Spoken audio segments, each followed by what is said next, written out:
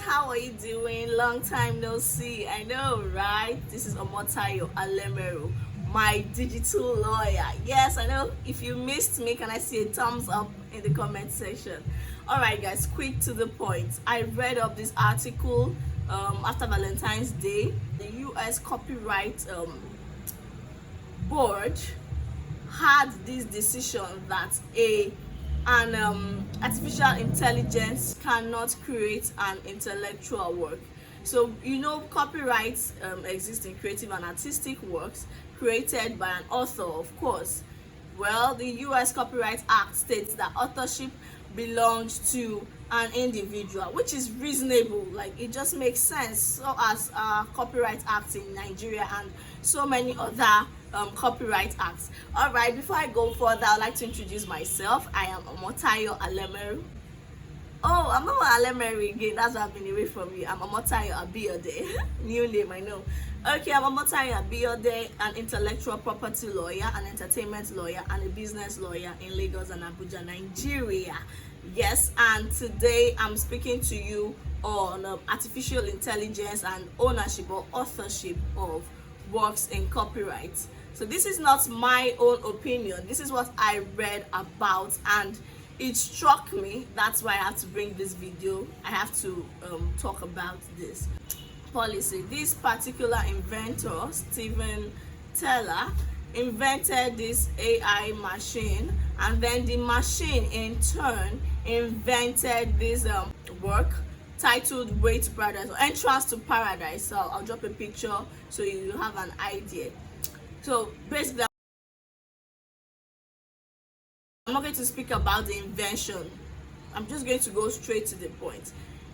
The invention was done by the robots, artificial intelligence, right? Created by Steven Taylor in 2018. And then instead of Steven to go ahead and register this work in his name, he decided to register it in the name of the artificial intelligence. So you'll be wondering, how can a machine legally own or legally create, not even own, because we can say he's the owner, but he's saying authorship belongs to the machine. Well, it's quite dicey. So when it was rejected, it had to get to the copyright review board, and then they gave a heart-wrenching no. So this was like his third attempt at registering this work. So no, mind you, he's not registering the machine. He created the machine. The machine in turn created this work. So in Nigeria, when I want to register copyright for works for people, sometimes we have the author different from the owner. Most times author and owners are the same. But when you have owner of a copyright work being a corporate entity like a company, you will see that the requirement still states bring the author. They need a human being. And the rationale behind this is that intellectual property works, specifically copyright, is a creation of the human intellect. So if you can think it and create it, then protect it, then you have right to such. In this instance, how do you explain that a machine did that? Yes, we're in the digital age, and then tech is in vogue now. Everything has gone electronical. AI is everywhere. Our phone, you can just say, hey Siri, and Siri does this thing. So can you say Siri has a mind of its own? Right? Can you just say all these robots have minds of their own? Well, I would say US Copyright Act and then other copyright acts, even in Nigeria, made provision for creation of these works, and it states specifically that it's created, that authorship belongs to human being. I'm sure even at the point of creating these laws, of making these laws, right, they didn't even envisage a point where artificial intelligence would take over. Someone said they went to a restaurant sometime and then it was a robot that served them and got their bill. A lot of things are going on here, and much as the US copyright board has rejected this, Taylor is likely to go to Supreme Court for this. Do not think that he's going to win, so long as the act still provides that authorship is by a human being, because copyright works is the creation of human intellect. Robots will not take over our space in this life, because I'm not understanding. But then, on a second thought, what if legislation decides to change? Because the only thing that is constant in this life is change. Things change every other day.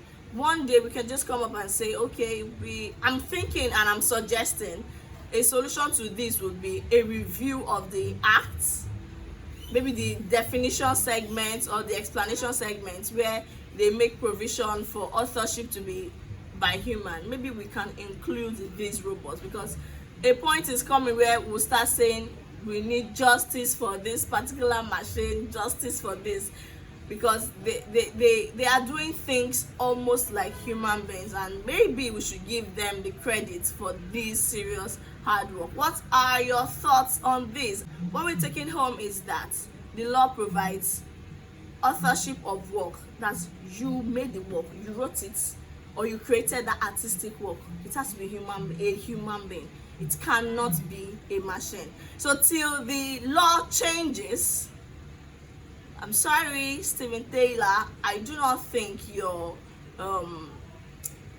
artificial intelligence can own. Of course, I do not just think. Even the Copyright Office blatantly said no, a big no. So I'm hoping maybe there'll be a review to the act, or maybe when you go to the Supreme Court, the judiciary, sometimes the courts can give some really crazy decisions, and we're like, what's happening? How did we arrive at this? Remember the Google and Oracle case, how things just turned around for the definition of fair use.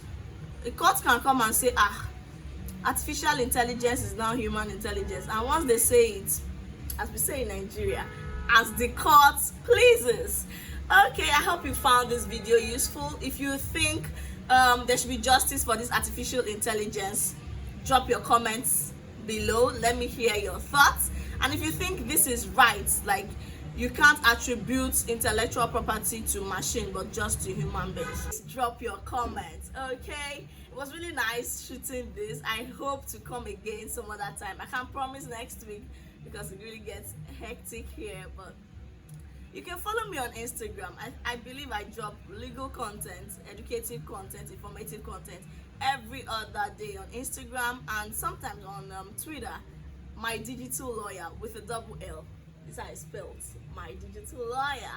Alright. Have you subscribed to my channel?